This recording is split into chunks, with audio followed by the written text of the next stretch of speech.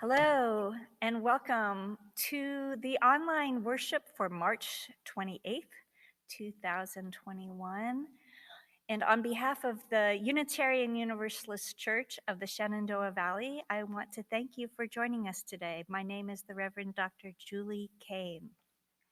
Our service has a title today of Garden Planning, and this is for the last Sunday of March and the final service coinciding with our annual stewardship campaign with this year's theme of Coming Home.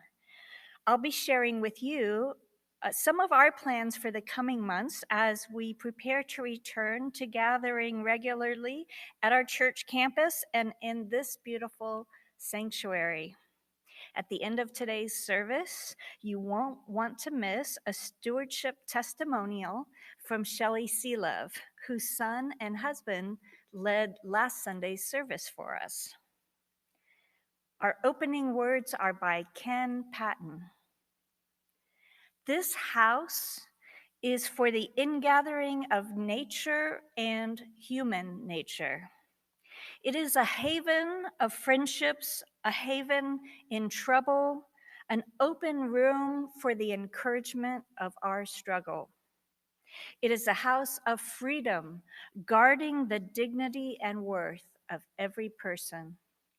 It offers a platform for the free voice, for declaring, both in times of security and danger, the full and undivided conflict of opinion. It is a house of truth-seeking, where scientists can encourage devotion to their quest and where mystics can abide in a community of seekers. It is a house of art, adorning its celebrations with melodies and handiworks. It is a house of prophecy, outrunning times past and times present with visions of growth and progress. This house, our church, is a cradle for our dreams, the workshop of our common endeavor.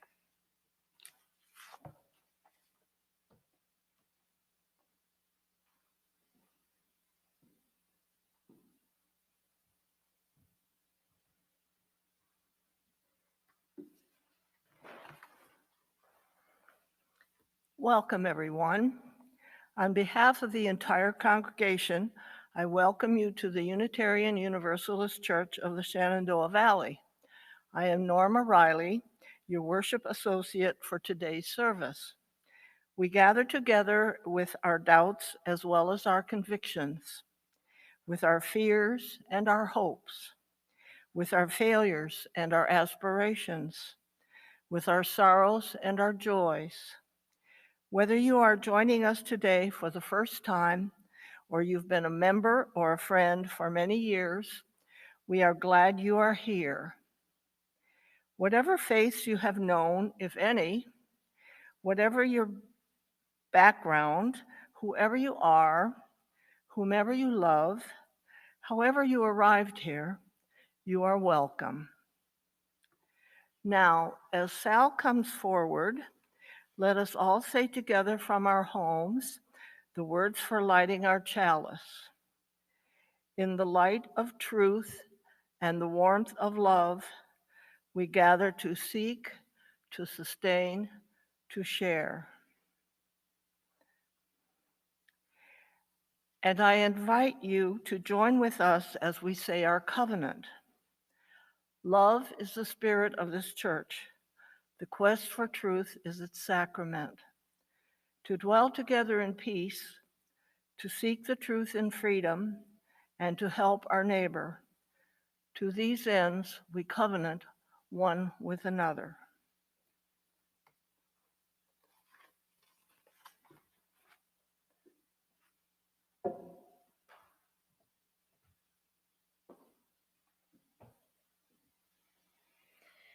And now, before proceeding with the rest of our service today, I want to invite you into a time of silence, as we have done since our pandemic quarantine began a full year ago now.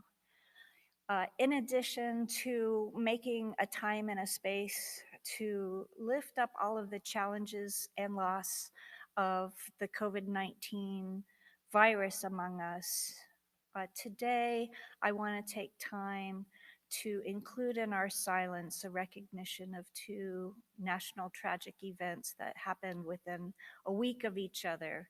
You may recall that even before the quarantine, when we had our services here in the sanctuary, occasionally on a Sunday morning, right at the beginning of the service, I would pause and ask for a time of silence when something monumental had occurred and we were all coming together with this on our hearts and minds. And this past couple of weeks have been like that. First, we had a massive shooting in Atlanta, Georgia, and within a week, another tragic situation of mass shooting in Boulder, Colorado. And unfortunately, these situations had abated during the quarantine time and have now resumed the way that they did before. And our hearts break with the tragedies that these kind of events present to us, and especially the families who have lost loved ones and the communities that are devastated. So please join me now in the silence as we hold together in our hearts and on our minds with deep compassion and comfort the difficulties of these times in which we live.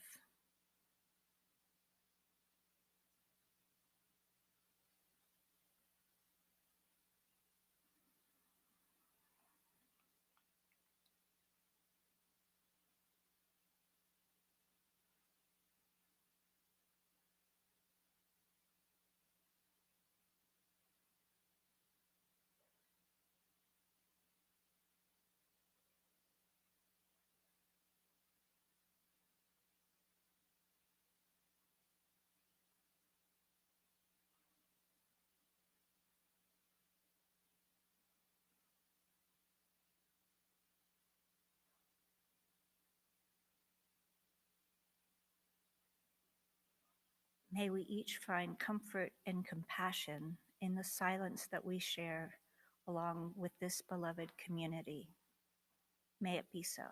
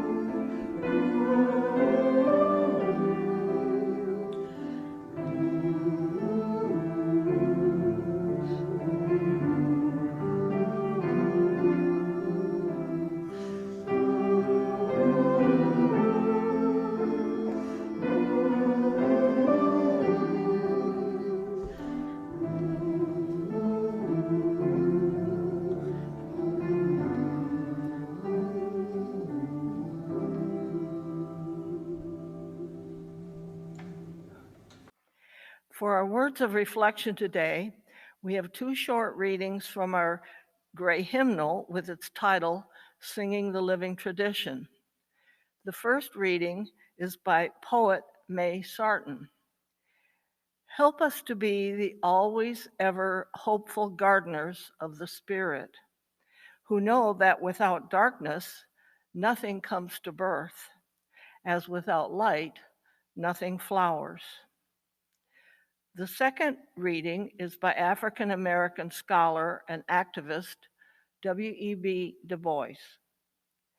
Now is the accepted time, not tomorrow, not some more convenient season. It is today that our best work can be done, and not some future day or future year. It is today that we fit ourselves for the greater usefulness of tomorrow. Today is the seed time. Now are the hours of work, and tomorrow comes the harvest and the playtime.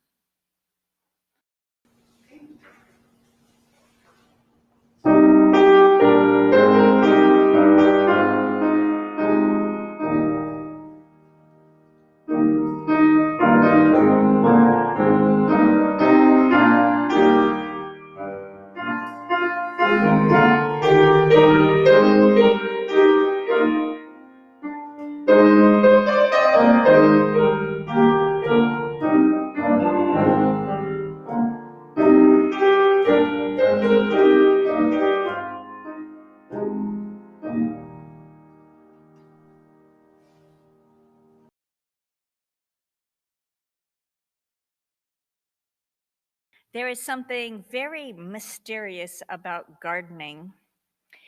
And so it is also with garden planning.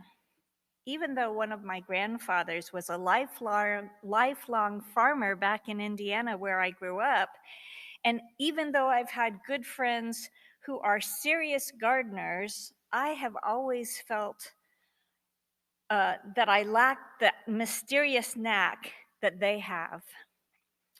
Perhaps I simply haven't cultivated it yet.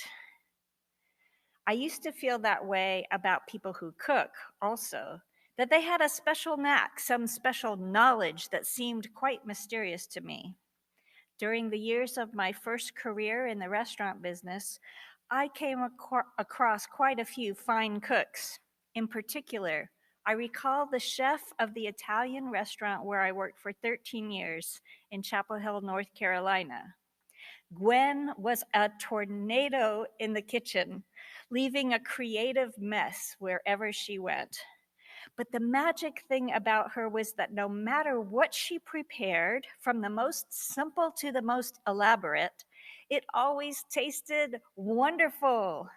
She had that special touch. Unlike gardening, I have been able to cultivate a feel for cooking over the years. Observing good cooks along the way has helped quite a bit.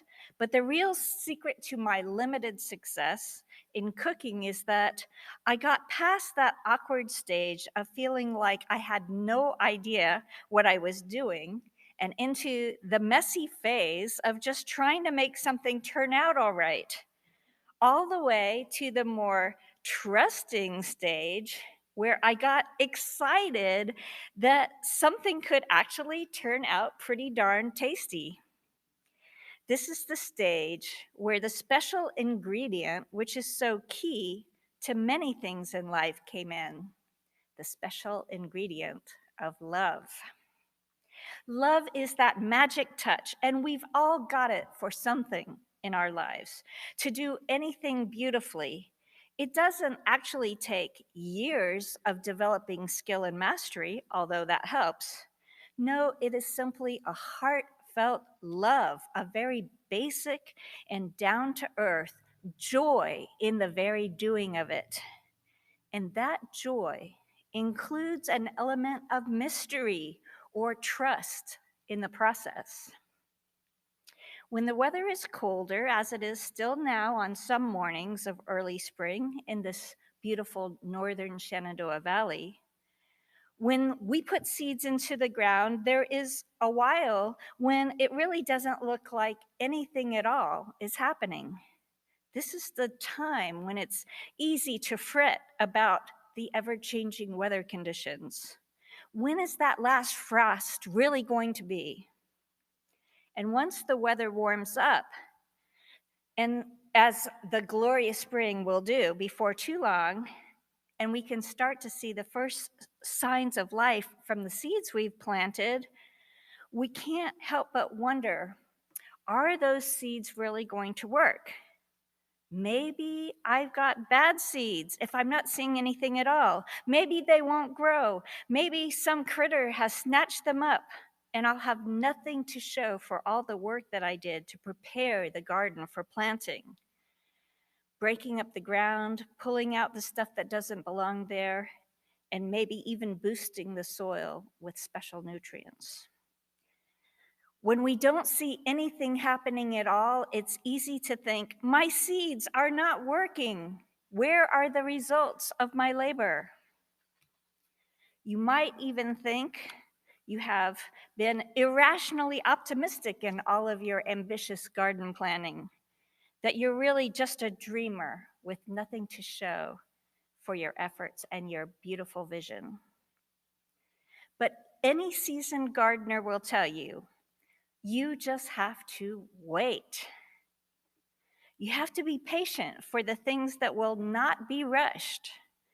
And if you wait just a little longer, those little, sometimes tiny seeds will begin to sprout.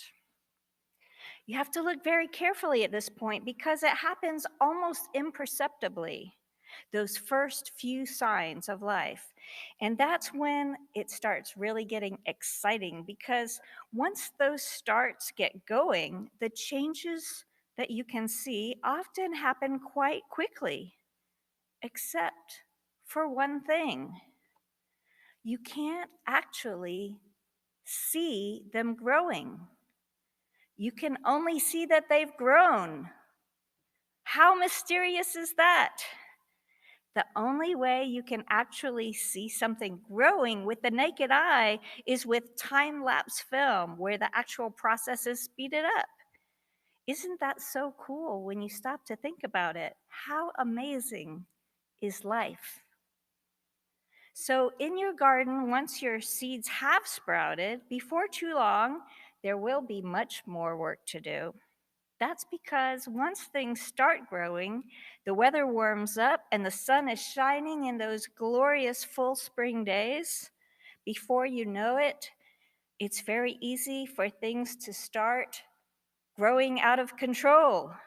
Before you know it, they're all bunched up together, competing for space and sunshine, and you have to do some things so each plant has just the right amount of space it needs to grow into its fullness. Then there's always one other complication, right? There's always the dreaded weeds. All those feisty little plants that grow where you don't want them to be growing and seem to want to just take over and everything and ruin your garden plans. Weeding your garden is one good example of when it's just good to surrender to the task at hand. It's not glamorous or glorious, no matter how we look at it. Weeding is a perfect example of one of those tedious tasks in life that we resist because, well, it's just boring and it feels never ending. But you know what? Nothing significant ever comes to fruition without some kind of process of weeding. In our congregation, the annual stewardship campaign and pledge drive is a time that gardeners call the seed time. This is the time when we are looking ahead to the next year and what we want to grow in the congregational life of our beloved Unitarian Universalist community. This past year, with COVID, has been so challenging beyond belief for all of us for varying degrees. Within our congregation, I think we should count ourselves as among the most fortunate not to have had sustained the devastating losses that so many others have among and all around us. Early on, we mobilized to respond to the onset of the virus and to take responsible action to protect the health of our loved ones, our community, and the larger world around us. In this past year, we have had to do church in new ways. I'm proud of the creativity, innovation, and willingness to do what it takes to adapt all that we've shown to adapt so that all we have shown our beloved UU community is thriving under such adverse conditions, growing conditions. Thanks to all of you who have demonstrated your resilience and commitments by showing up in new ways so that we can remain a strong community as a source of strength and inspiration for one another. This has been our shared ministry during the year of COVID. But now that it is spring, we are looking ahead. Garden planning is at seed time, a visioning time, a looking into the future and seeing the fruition of long-held dreams and plans. It's a time to dream big and start collecting the precious seeds that hold the future's possibilities. Over the next few months, as more of us become vaccinated, we plan to slowly have more gatherings together at the church, whether it is outside gatherings like our spring equinox bonfire or smaller inside the building in-person gatherings. Our goal is by the usual church in-gathering service held on the Sunday after Labor Day, we will be prepared to welcome a maximum safe capacity into our sanctuary space based on the health safety benchmarks available for our area at that time. And it is important for all of you to know that half of our reopening plan for the church building includes making all our church activities still accessible for everyone who may not be able to return to on-site events. So, as far as Sunday services goes, that means our goal is to live stream the Sunday service, meaning that you will be able to watch the service as it is being held live in the sanctuary, even with a reduced attendance. And that even after people are come back to church, we'll still be holding our post-service coffee hour in person and simultaneously online. We anticipate that the live real-time Sunday services will still be available to view on YouTube and that we will continue these noon Zoom gatherings after the service, even at the same time as we're meeting at church. Before I came to serve at UUCSV, there was a garden planning dream that all of our Sunday services would be available to access online. This past year, we were forced to figure out how to do that in terms of recording the services. And now, in the coming months, we are preparing to adapt this current approach so that our services will be able to be broadcast live on Sunday mornings and everyone can participate in real time together, even though they might be in different locations.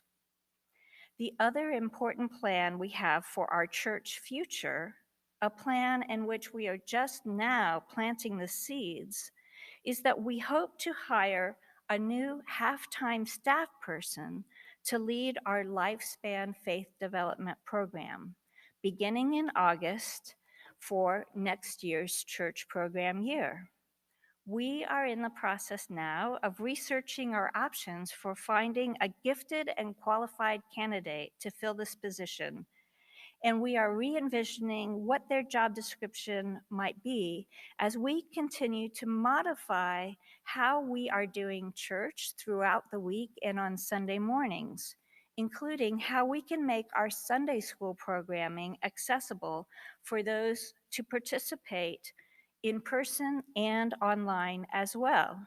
just as we're going to be doing our Sunday services and post-service gatherings.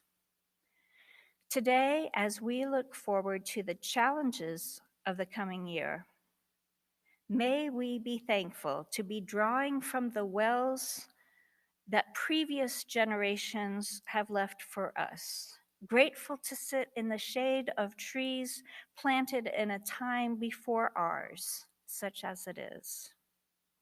May we be refreshed by the living waters of our Unitarian Universalist faith, sheltered in the shade of its broad canopy of living values in compassion and justice, and inspired to create garden plans that not only nourish our own church community and families, but serve as a beacon of liberal religion throughout the northern Shenandoah Valley. May the UU garden we are planning bloom, blossom, and grow stronger every day, no matter how imperceptible that growth may be at times. It's all about making those plans, planting those seeds, doing the necessary tending to maximize the growth, and then that very special, mysterious ingredient that makes all the difference: love. May it be so.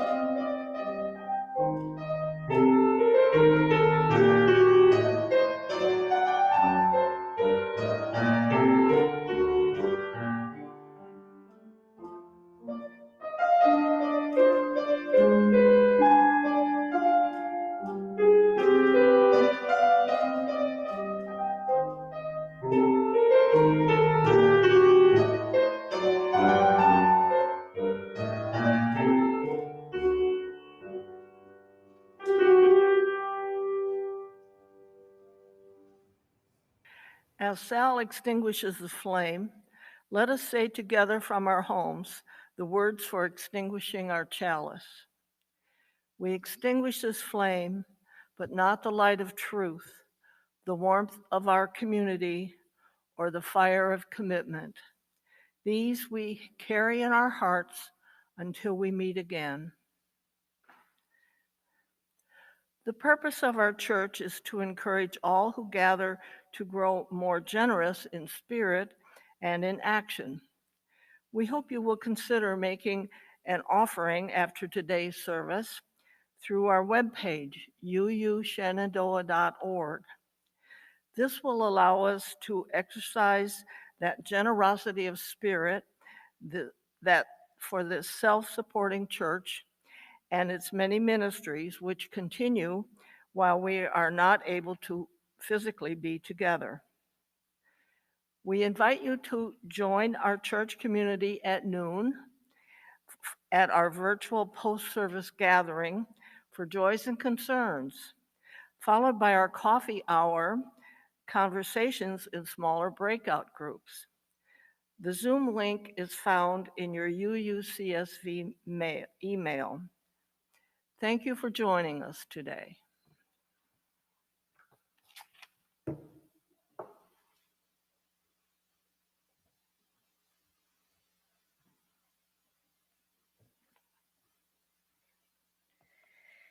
And before I share our closing words for today's service by Emil Goodman-Sen, I just want to remind you to stick around, and you won't want to miss the Stewardship Testimonial by Shelley Sealove. In addition to her husband and son having offered our service last Sunday, Shelley is currently serving on our Nominating and Leadership Development Committee. It's great to have the whole family involved again.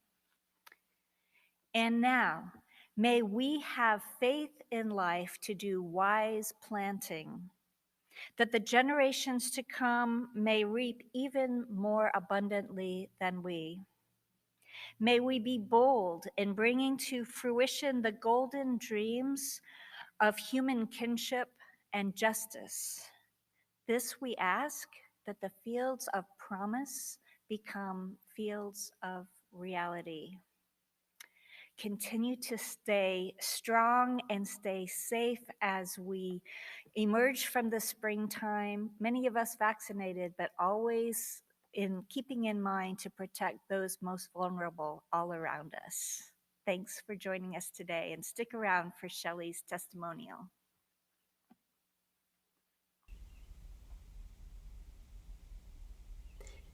Hello, I'm Shelley Sealove.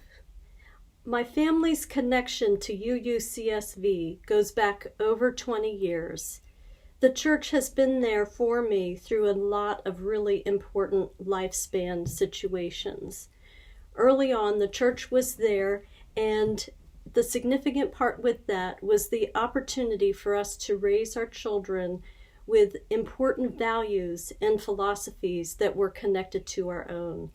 Things in religious education like social justice, problem solving, and accepting and respecting others and our environment were extremely important to us.